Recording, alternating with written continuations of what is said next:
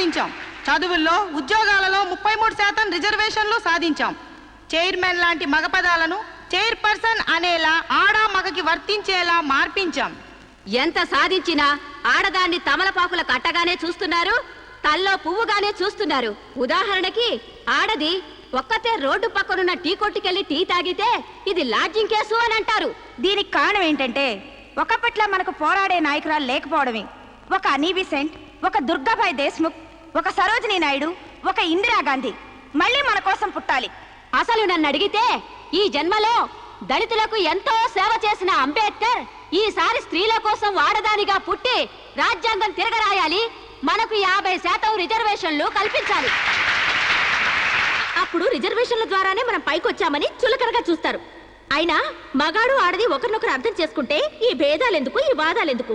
ఎవరెంత ఎదిగినా కనాల్సింది ఆడదే, కారకుడు మగాడే. ఈ సత్యం తెలుసుకుని ఒకరినొకరు గౌరవించుకుంటే చాలు. మగాడు ఆడదాన్ని గౌరవించడం అటుంచి అణగదొక్కుతున్నాడు. మనం మగాళ్ల కాళ్ళు నొక్కడాలు, పని మనిషిగా చాకరీలు చేయడాలు అవన్నీ మానేయాలి. మనకి స్వేచ్ఛ కావాలి. మగాళ్ళు మనకి చేస్తేనే మనం వాళ్ళకి చేయాలి. వాళ్ళు అసలు లెక్క చేయకూడదు.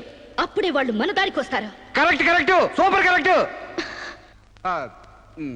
ఇచ్చిన స్వేచ్ఛను అలుసుగా తీసుకుని జీవితాన్ని నాశనం చేసుకునే వాళ్ళు కూడా ఉన్నారు. ఫారిన్ వ్యామోహంలో పడి సాంప్రదాయాన్ని కాలదనడమే ఫ్యాషన్ అనుకుని ఆడదంటే అసహించుకునేలా స్వేచ్ఛను దుర్వినియోగం చేసుకునే వాళ్ళు కూడా ఉన్నారు. అందుకని అమ్మ చాటి బిడ్డలా మొగుడు పక్కన బిడ్డలా ఆడది బతకాలా?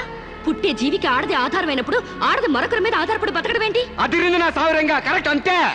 సమాజంలో సమూలమైన మార్పు రావాలంటే మనిషి పుట్టుకకు మూలమైన వివాహ వ్యవస్థలోనే మార్పు రావాలి, విప్లవం రావాలి. పెళ్లి చూపుల పేరుతో మగాడు ఆడదాన్ని శల్య పరీక్ష చేస్తాడు, శీల పరీక్ష చేస్తాడు. కానీ అదే మగాడిని ఆడది ఏ పరీక్ష చేయకూడదు. సూపర్ సూపర్ అంటే సూపర్ అంతే.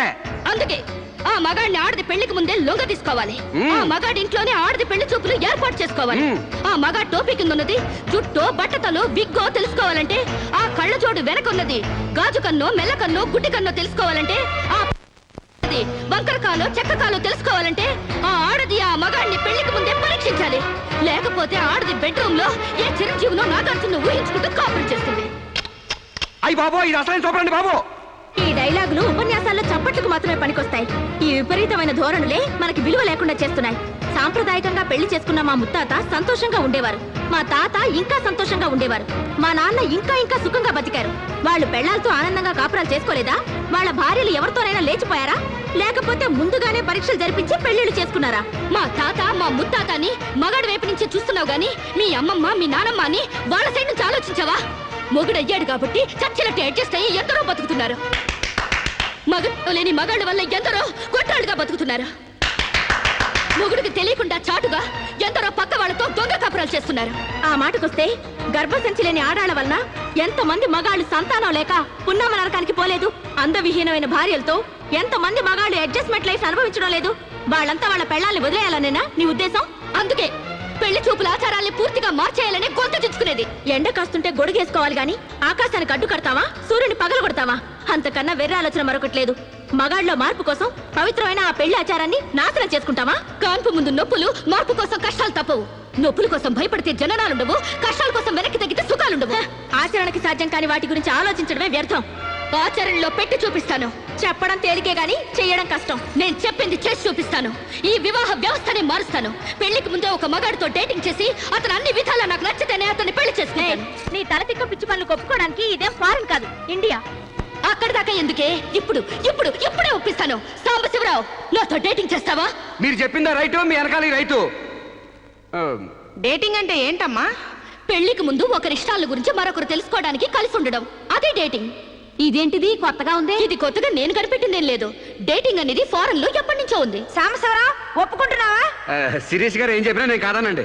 చూసావా, అప్పుడే మార్పు తేవడం స్టార్ట్ చేశాను. అంటే పెళ్లికి ముందే మీరు ఒకే ఇంట్లో కాపురం చేస్తారనమాట. ఒకరి పక్కన ఒకరు పడుకుంటారనమాట. ఒకరింగిలో ఒకరు తింటారనమాట. ఆఫ్ కోర్స్, మేమిద్దరం 6 నెలల పాటు ఒకే ఇంట్లో ఉంటాం. ఆ తర్వాత ఒకళ్ళొకళ్ళు ఇష్టపడితే పెళ్లి చేసుకుంటాం, లేకపోతే విడిపోతాం. విధవకి బొట్టు పెట్టాలన్నంత సులభం కాదు ఈ పని. ఇంతమంది ముందు నోటికొచ్చినట్టు వాగి ఇప్పుడు పరువు పోతుందన్న తాపత్రయంతో సరే అంటున్నాం. ఆ తర్వాత నేనెప్పుడన్నానంటే కావాలంటే అగ్రిమెంట్ మీద సైన్ చేస్తాను. కస్తూర్బాయ్ గారు, అగ్రిమెంట్ రెడీ చేయండి. పెళ్లి పేరుతో ఒకరంటే ఒకరు పడక ఒకే కప్పు కింద అయిష్టంగా కాపురం చేసే ఎంతో మందికి మా కలయికి ఒక చెంపదెబ్బ కావాలి. భారతీయ రాబోయే వివాహ వ్యవస్థకే కనువిప్పు కావాలి. సాంబశివరావుని స్టేజీ మీదకి రావాల్సిందిగా కోరుతున్నాను.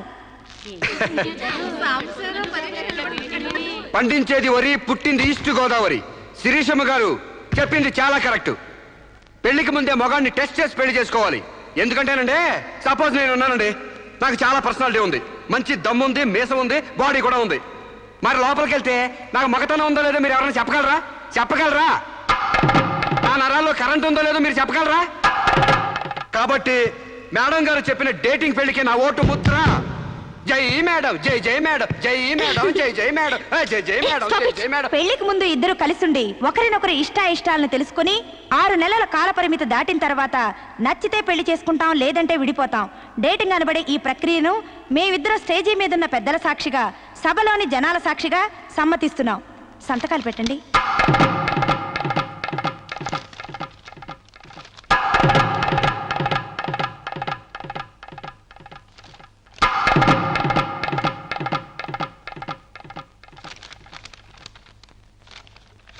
ఇక 6 నెలల తర్వాత మాకిష్టమైతే మీ అందరి సమక్షంలో మేము పెళ్లి చేసుకుంటాం.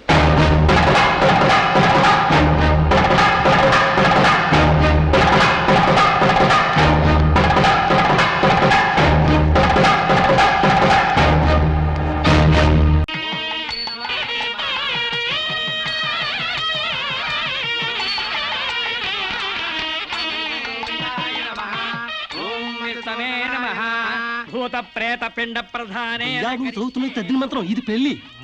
ఈ దిక్కుమాలిన పెళ్లికి రావాల్సింది అసలు మనం కాదయ్యా, మంత్రసాం. ఏ నిమిషంలో పురుటి నొప్పులు వచ్చేస్తాయో ఏమో. ఈ పెళ్లి క్యాన్సిల్ చేసుకుని బిడ్డ బారసాల రోజున మ్యారేజ్ ఫిక్స్ చేసుకుని బిడ్డతో సాక్షి సంతకం చేయించుకుంటుందో ఏమో. నువ్వు కానీ సోఫాలో పెళ్ళేంటి విడ్డూరం కాకపోతేను. ఒకసారి శోభన మంచం ఎక్కాక సోఫాలో కట్టుకుంటే ఏంటి, స్టోర్ రూమ్ లో కట్టుకుంటే ఏంటి. అయినా నా వరకు నాకు ఈ పద్ధతి బాగా నచ్చిందమ్మా. కోరుకున్న కుర్రాళ్ళు విషయం ఉందో వీక్నెస్ ఉందో తెలుసుకుని కట్టుకుంటుంది. మరే లేకపోతే తీరా చేసుకున్నాక తాళిగట్టునుడు తడిగుడ్డగాడైతే గాడిపోయిలు ఆరిపోవు. అమ్మా, ఈ డేటింగ్ పెళ్లి ఉందని నాకు ముందు తెలీదు. తెలిస్తే నేను కూడా ఇలాగే చేసుకునేదాన్ని. చూడటానికి శోభన్ బాబులా ఉన్నాడని, కరెంట్ ఆఫీసులో పని చేస్తున్నాడని కట్టుకున్నా. తర్వాత తెలిసింది ఆయన బాడీలోనే కరెంట్ లేదని. నా కాలం కలిసి వచ్చి హార్స్ పవర్ ఉండే మగాన్ని కట్టుకున్నాను గాని లేకపోతే గోడలు దోకాల్సి వచ్చిండేది. చదివిన తూతులు చాలు కానీ వాళ్ళ చేత పీపీ ఎనిమిది పుష్టి కట్టించే పప్పును తినేయొచ్చు.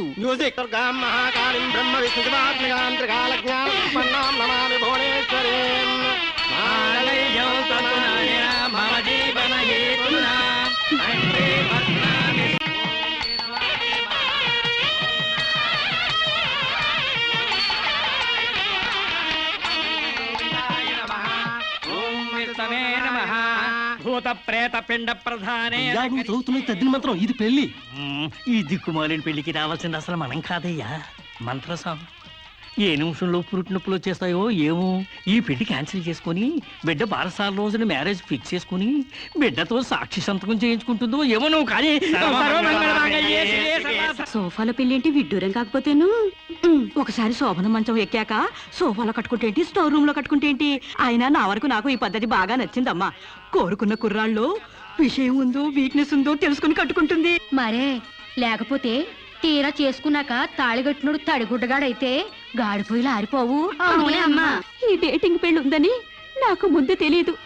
తెలిస్తే నేను కూడా ఇలాగే చేసుకునేదాన్ని. చూడటానికి శోభన్ బాబులా ఉన్నాడని, కరెంట్ ఆఫీసులో పని చేస్తున్నాడని కట్టుకున్నా. తర్వాత తెలిసింది ఆయన బాడీలోనే కరెంట్ లేదని. నా కాలం కలిసి వచ్చి హార్స్ పవర్ ఉండే మగాన్ని కట్టుకున్నాను గాని లేకపోతే గోడలు దోకాల్సి వచ్చిండేది. చదివిన తూతులు చాలు కానీ వాళ్ళ చేత పీపీ ఎనిమిది పుష్టి కట్టించే పప్పును తినేయొచ్చు.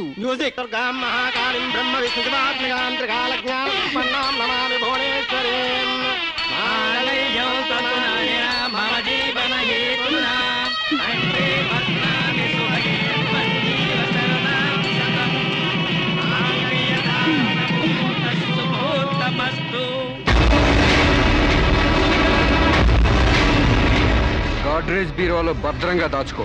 ఏంటిది? నువ్వు నాకు నచ్చలా, అందుకే తాళిబొట్టు కట్టట్లేదు. ముహూర్తం టైంలో జోకులేంటి? Useless fellow.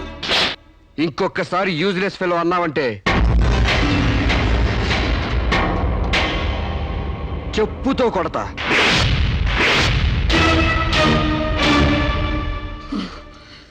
ఏమన్నా? ఏ అర్థం కాలేదా?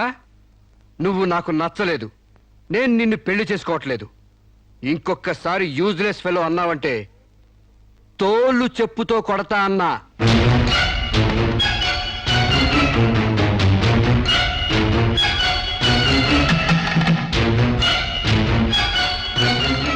ఆగు బాబు, ఏమైంది? మీ చెల్లెలు నాకు నచ్చలేదండి. ఈ పెళ్లి క్యాన్సిల్. ఏమిటి పెళ్లి క్యాన్సిలా? అవును, ఇష్టపడి డేటింగ్ పెట్టుకున్నాం. ఆ డేటింగ్ లో నేను పాస్ అయ్యాను, మీ చెల్లెలు ఫెయిల్ అయింది. నా ప్యాంట్లో ఉన్నవి వంకర కాళ్ళ మంచి కాళ్ళ, నాకు మగతనం ఉందా లేదా అని ఎక్స్రేలు చేసి మరీ పరీక్ష పెట్టింది. దాంట్లో నేను పాస్ అయ్యాను. నాకు పొద్దున్నే లేచి ఎక్సర్సైజ్ అంటూ ఒంగుళ్ళు దూకుళ్ళు చేసే పెళ్ళాం అక్కర్లేదు. తెల్లారగట్టే తలంటుకుని పొలానికి వెళ్లే పెళ్ళం కావాలి. ఒళ్ళంతా కనిపించేలాగా బొట్టు కింద అరగజో, బొట్టు పైకి అరడుగు పీలికలు వేసుకునే పెళ్ళం అక్కర్లేదు. ఆడదని తెలిసేలా 6 గజాల చీర కట్టుకునే ఆడది కావాలి. అట్టాగే నా కాబోయే భార్య సీతలాగా ఉండాలని కోరుకున్నాను. కానీ పెళ్లికి ముందే లాడ్జింగ్ సర్వీసులా నీ చెల్లెలు నాతో కడుపు చేయించుకుంది. కాబట్టి నీ చెల్లెలు ఫెయిల్ అయింది. అందుకే మీ చెల్లెలు నేను పెళ్లి చేసుకోవట్లేదు. తాళి కట్టకుండా మండపం నుంచి బయటకు వెళ్దామని. ఏయ్! ఏయ్! నువ్వు నా పంచం మీద అంచు కూడా పీకలేవు. సాంబశివరావు, డేటింగ్ లో పాస్ అయ్యాను ఫెయిల్ అయ్యానని నీ దారి నువ్వు చూసుకుంటే ఈ కడపకు బాధ్యులు ఎవరు? ఇత్తనం నాడితే మొక్క మొలుస్తుందని ముందు మీకు తెలియదా? ఒళ్ళు కొవ్వెక్కి కడుపు చేయించుకోవడం మీ ఆడబడుచు తప్పు గాని నా మగతనం తప్పు కాదు. సాంబయ్య, నన్ను మోసం చేయడానికి నీకు ఎంత ధైర్యం రా?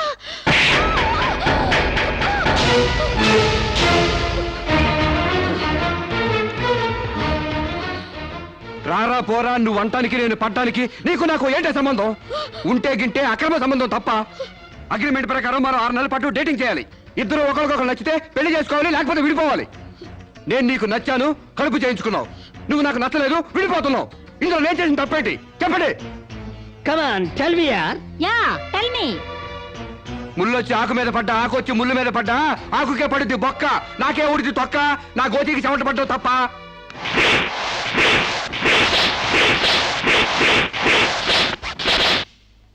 నాన్నా, సీన్ అర్థమైంది కదా? అర్థమైంది. అయితే టాటా చెప్పొచ్చాయి. సారీ యార్, take it easy, don't feel uneasy. All the best, bye bye, see you.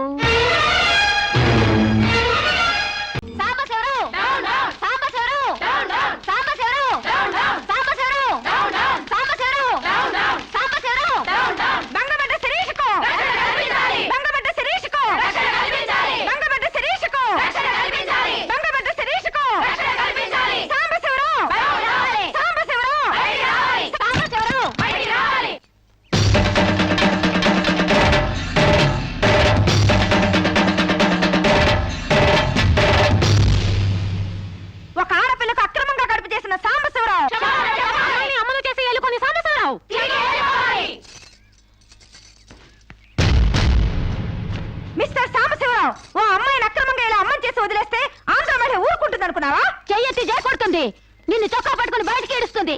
దానికి కడుపొస్తే మీరు నొప్పులు పడుతున్నారేంటి? ఆ అమ్మాయికి నీ వల్ల కడపొచ్చింది కాబట్టి, పుట్టబోయే బిడ్డకి తండ్రివి నువ్వే కాబట్టి. ఆ అమ్మాయిని మోసం చేసి శీలం దోచుకున్నావు కాబట్టి. దోచుకున్నానా? శీలం అంటే రాజమండ్రి సెంటర్ లో అద్దాల పెట్టిలో పెట్టుకుని అందరికీ చూపించే పబ్లిక్ ప్రాపర్టీనా పగలగొట్టి దోచుకోవడానికి? ఏయ్, ఓయ్! తెలివితేటలుగా మాట్లాడుకో.